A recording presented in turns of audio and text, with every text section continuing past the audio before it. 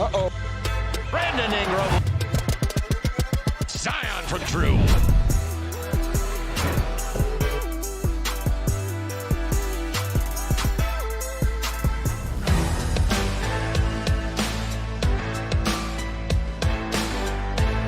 What's up, Pelicans fans? Welcome back for another edition of Pelicans Preview presented by Smoothie King. I'm Caroline Gonzalez. We are just about an hour away from tip-off on Fox Sports New Orleans as your Pelicans approach their second of their 8 seeding games. Again, you can catch tonight's game against the LA Clippers on Fox Sports New Orleans at 5 p.m.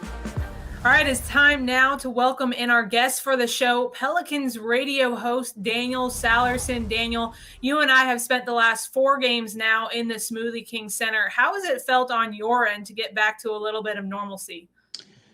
I wouldn't even call it normalcy. I mean, there is basketball being played, which is great, but what we're doing inside the Smoothie King Center is not necessarily normal. You know, Todd and JD calling the game off a monitor, us being socially distant upstairs, you downstairs in the studio with an empty arena, and basketball being played in Orlando. So I guess it's going to be the new normal for us, at least for the rest of this year. But it's certainly been an adjustment, but I'm just happy that basketball's back. So I'll take whatever we can get.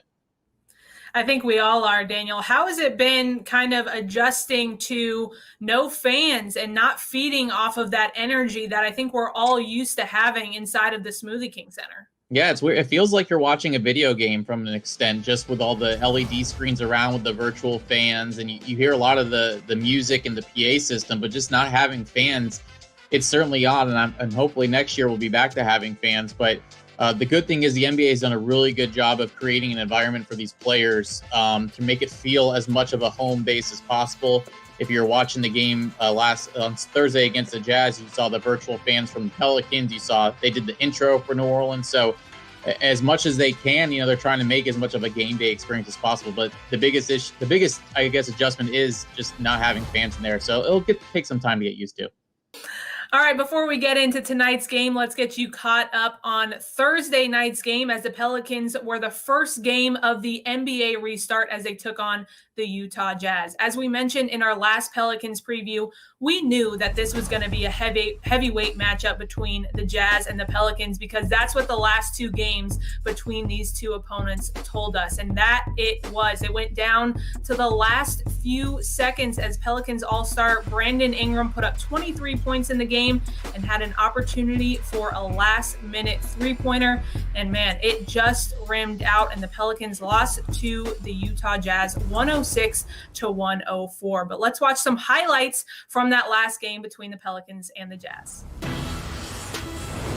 The restart is officially official in Orlando. Zion back in quarantine, ready to play. And the NBA continuing to lead the way in the Department of Social Justice. Coaches, players, team personnel, and even the officials taking a knee during the anthem. Tom the Ball, first player that tested positive for COVID-19, scores the first basket in the restart. That's Rudy Gobert, Utah up. Conley fitting in nicely in the restart. Jazz have an 11-point lead, but then the Pelicans.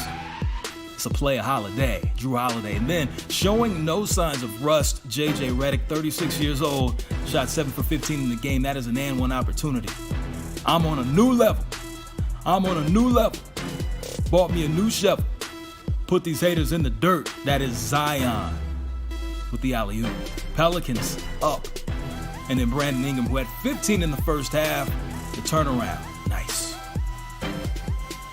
More of Holiday, who had 20 in the game. Pelicans handling their business, led by as many as 16. Hey, yo, we really the real in the Zion era. Word to Fat Joe, family ties. And then Zion, sharing, finds Lonzo. I need to see that one more time, please, and thank you. Lonzo spot on the assist from Zion. Jordan Clarkson off the bench, had 23 in the game. More Zion, who finished with 13 points, shot 6 for 8, 15 minutes of playing time. Pelicans still in control, but Mike Conley cutting that lead down. He finished with 20. All of a sudden, the Jazz are within 2. Clarkson finds Rudy. Clarkson 3 assists on the night. Donovan Mitchell with the Euro. He had 20 points in the game. Utah handling their business. And then JJ, 21. He had 3 threes in the game, less than 10 seconds left. Rudy is fouled. Going to the free throw line, he would make both free throws. He only showed you the second one. 14 points, 12 rebounds, 3 blocks. Last chance for the Pels. Brandon Ingram, he had 23 in the game. 0 assists for only the second time this season. The Jazz get the victory. They now move to 11-2 when 3 players score 20 or more. All right, well, we just saw the highlights from that matchup. Let's bring back in our analyst, Daniel Sallerson. Daniel, that one came down to the last few seconds, a tough one for the Pelicans. But what were some of your takeaways from that game against the Jazz? I really liked how the Pelicans bounced back after kind of a rough start in the first quarter. Really took control in that second quarter. Utah got back into it late in the second quarter before halftime. And then really the third quarter and the fourth when the Jazz slowly started picking apart the Pelicans. And I was pleased with how the Pelicans played. Brandon Ingram played lights out for a lot of the game. Struggled at the end offensively.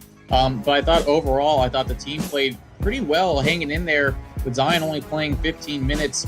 You're missing one of your best players coming down to the wire again with Utah. But that fourth quarter was really the biggest takeaway for New Orleans. They were outscored 27-17.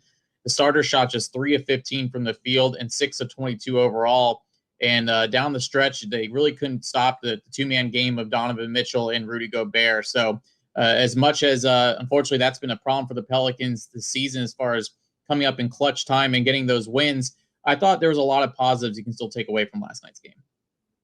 Well, we just saw those highlights, and one of the positives, I think, Daniel, was J.J. Redick. I mean, you talk about Brandon Ingram, but J.J. Redick's energy was absolutely infectious for this Pelicans team. How big of an asset is he coming off of the Pelicans bench? He's huge in more ways than one. He's a true leader off the court as well, one of the veterans of this team. I mean, there's a reason why he's made the playoffs 13 out of 13 seasons in the NBA, and he's motivated for number 14 here with this team. So he's going to do everything he can to make sure his players are ready to go for this stretch of 8 games. And we saw in the scrimmage against the Milwaukee Bucks, the 20 points in the third quarter. He's never scored 20 in a quarter in his entire career.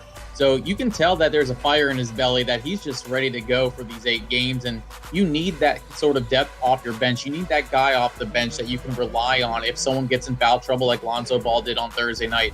So if anything, JJ is an incredible asset to this team, and hopefully he can pick up where he left off tonight against the Clippers. All right, let's switch gears to this afternoon's game against the Clippers. It's time now for our squad goals presented by Zatarain's. Daniel, we've known about this game against the Clippers for a long time. A strong Clippers team, even without Lou Williams and Montrezl Harrell. Tell me, what are your keys going into this afternoon's game for the Pelicans? I have 3 for the Pelicans today against the Los Angeles Clippers, and one of them is take care of the basketball. The Pelicans have had trouble all year long with taking care of the basketball, second to last in the NBA with over 16 turnovers a game. They had 20 again on Thursday night against Utah Jazz, and the Jazz had 21 points off of those turnovers. So that's the biggest key, is just taking care of the basketball, unforced errors, no live turnovers, because that's leading to easy fast break opportunities for the opposition. The second one is protect the paint. And you don't have Montrezl Harrell to worry about tonight, which is very good news for the Pelicans because he has had his way against New Orleans this season. But the Jazz shot 16 of 21 at the rim in the second half on Thursday night. So the Pelicans have to do a better job of protecting the paint with a guy like Zubats, who has the ability to roll to the basket and finish at the rim. The third one is contain their role players. I know that's weird to say or odd to say, but Kawhi Leonard and Paul George are going to get their numbers. No matter what the situation is, most likely they're going to put up 20 to 30 points. But in these other losses to the Clippers this season, it was guys like Montrezl Harrell that was putting up over 20 points. Lou Williams that was putting up 30. I know those 2 guys will probably not be there tonight, but there are other guys, Patrick Beverley, that are capable of stepping up. So if you can contain those guys and let Paul George and Kawhi Leonard do what they do, the Pelicans will have a great opportunity to take care of business against Los Angeles. Yeah, you touched on it a little bit, Daniel. I mean, one of the keys for me on my end is not underestimating this Clippers team, because we saw them go down to the wire with the Lakers, and a fully healthy Lakers team at that, down 2 of their players. So just how important is not underestimating this team, Daniel? The Pelicans have, not no right to, but the Pelicans can't really look at anyone differently than what they are. And the Clippers, there's a reason why they're the number 2 team in the Western Conference. Look, they haven't played a lot of games with a fully healthy lineup. There's been a lot of times where Paul George missed a lot of games. There's times that Kawhi Leonard missed some games, but there's only 15, 20 game sample size with everyone healthy and playing together. And that will be the same way tonight without Montrezl Harrell and Lou Williams. But look, I mean, they took the Lakers down the wire, as you mentioned. They were down double digits, in that fourth quarter and made it a game late. And then it came down to LeBron James at the end. So definitely do not underestimate the Clippers, but this game is very important for the Pelicans. So it's also important to get off to a very good start, something they didn't really do against Utah on Thursday. All right, we'll hear more from Daniel in just a bit, but let's go ahead and hear from the team. It is time now for our Sound Up, brought to you by Beats by Dre. Let's go ahead and go inside the bubble for our Sound Up. I mean, it's very tough. As a competitor, I do want to be out there doing whatever I can to help my team win, and no, I haven't had any setbacks. He will not play significant minutes in the next game, and he may not in the following game, quite frankly. This is all about the ramp-up time. He's doing a lot of extra things that other players aren't needing to do to try to condense this ramp-up time because he's very mindful of wanting to help the team. We come to an understanding that this is the best right now for him from the standpoint of the burst that he would have, and that's the way we try to play him. He's a once-in-a-generation type player, so we got to definitely look at the long term for him, but we just got to go out there and hoop. We have to do a good job of using our off days in a constructive way to get better. We can hopefully get Saturday and start rolling here. Cannot turn the ball over, especially against this Clipper team. We have 7 games left to play, and most of those games really all of those games are going to be like the 7th game for us. No time for us to be like, all right, we got to kind of slowly get back into it. We're not 3rd, 4th, or 5th seed in the West and be able to just kind of slowly ramp up. We got to, hit the ground running, and we got 7 more games to get into the playoffs. All right, great stuff there. Let's bring back in Daniel for one of our favorite segments. It is our Twitter takeover fueled by Chevron, where you, the fans, get to ask our analysts some questions. All right, Daniel, you ready? I'm ready to go. Let's do it. All right, this one comes from Eric Jordan. Do you think Zion's minutes will increase Saturday and going forward? I would think so. Considering Zion did not have any of the scrimmage games, that was a chance for the starters in those 3 games to really ramp up their minutes, as most of those guys played 20 to 25 in that 3rd scrimmage. So right now you're basically having Zion play those scrimmage minutes that he missed. So he played 15 against the Jazz on Thursday. I would expect him to play a little bit more than that. And again, it might be the short burst that he did play in the first game against Utah. So I would expect more minutes from him. Not sure how much at this point. All right, this next one comes from Nicholas Cocken. The guys were so hot to end the first half. What do you think was the biggest factor that changed in the second half? A lot of this is going to be an easy way out, but they missed a lot of open shots in that second half. I mean, definitely down the stretch in the 4th, they had a lot of good looks, including Brandon Ingram with that last shot to potentially win the game. I'm not sure if it was really anything besides that. They really just missed a lot of their open looks in the second. The tempo wasn't there as much as it was in the first half. I think a lot of that had to do with the turnovers for the Pelicans and taking care of the basketball. But I think the big thing is they just missed a lot of wide open shots, and hopefully that is not the case tonight against Los Angeles. Hopefully not. All right, this last one comes from Corey. Who is the player that needs to step up the most versus the Clippers?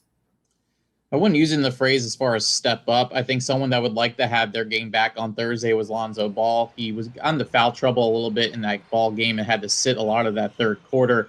But he was 2 of 13 from the field with only 4 points. He still had over 6 rebounds and 7 assists. But at the same time, you were looking for Lonzo to be one of those scorers as well and penetrate the basket. So I think someone that can contribute a little bit more today against the Clippers would definitely be Lonzo Ball, and I'm sure he would agree just based on Thursday's performance. Nice job, Daniel. You handled that as a pro, as always. All right, let's go ahead and go inside the NBA bubble and see what our players and staff have been up to during their time off. Well, we took a visit to Coach Gentry and some of the players as they hit the links. Let's go ahead and take a look at this episode of The Bubble Beat.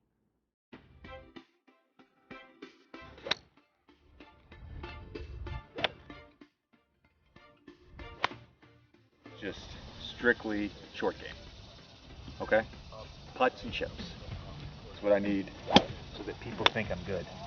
They're athletic enough. Actually, Josh Hart has got a nice golf swing. He's just going to have to play more to get it right. And, you know, JJ's such a competitor. It doesn't matter what you play. He's going to try to win or be good at it. But it is fun having those guys out here, you know, and just kind of relaxing with especially as much as everyone has been through, you know, the last, 3 months or so.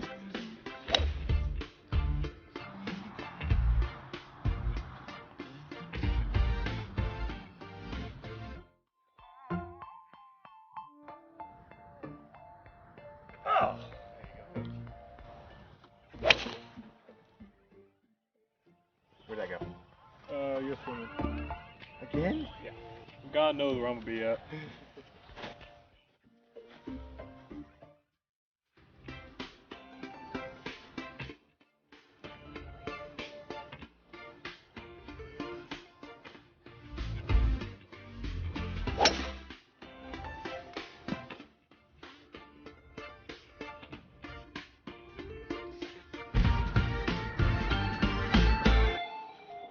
Oh boy, this is called the grind, okay? This is the bubble grind, okay? So we got to keep this grinding it. They'll grind it up there. They'll be okay.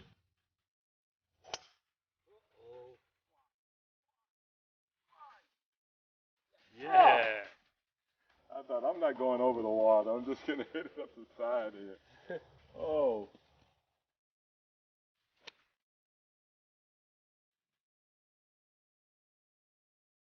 There it is, Coach. We got a lot of fun out here today. So, with JJ and Josh and, my video guy who's about to shoot 70, I think, if he pars this hole. So we got to get him doing a little more work in the video room, okay?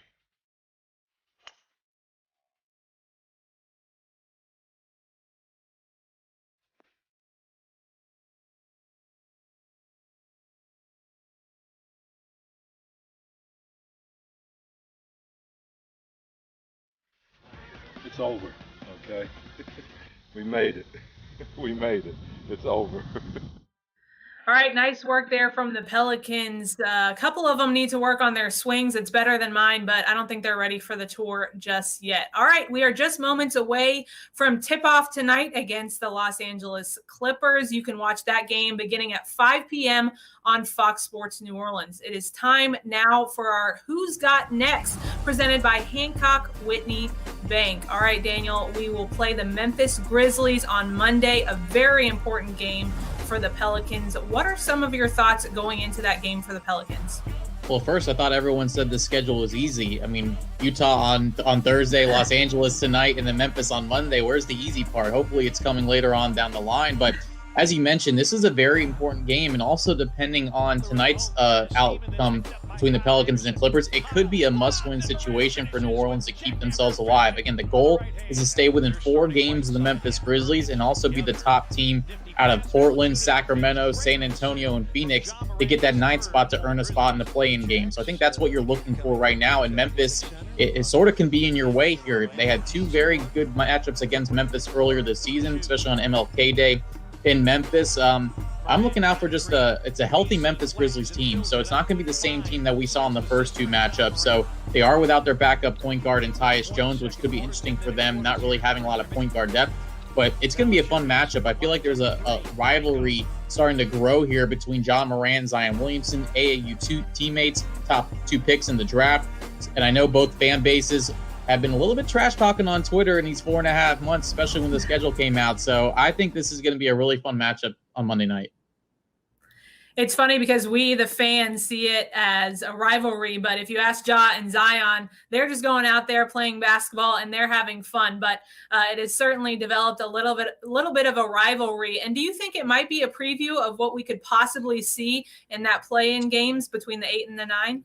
That's certainly the goal, and it's definitely something that you want to be tuned up and ready to go, because if you think about it, if you do play Memphis again, you're going to have to beat them twice in that play-in scenario in order to get in the playoffs. So realistically, you might have to beat them 3 times in order to get into the playoffs. So it's not going to be an easy road for the Pelicans, but you certainly want to take care of business against them on Monday, because if you don't, you might not get that chance. You're already heading into tonight's game 4.5 back of Memphis. A loss, you can go back 5.5, and then you have to climb your way back not only to get near Memphis, but also climb those teams that can potentially be jumping you during the losing streak. And it could be a preview of the playing game. I'm hoping that's the case, but hopefully the Pelicans can take care of business not only tonight, but on Monday against the Grizzlies. All right, Daniel, great insight as always. We look forward to hearing you on the radio. Good luck in your radio pregame show. I appreciate it. Thank you, Caroline.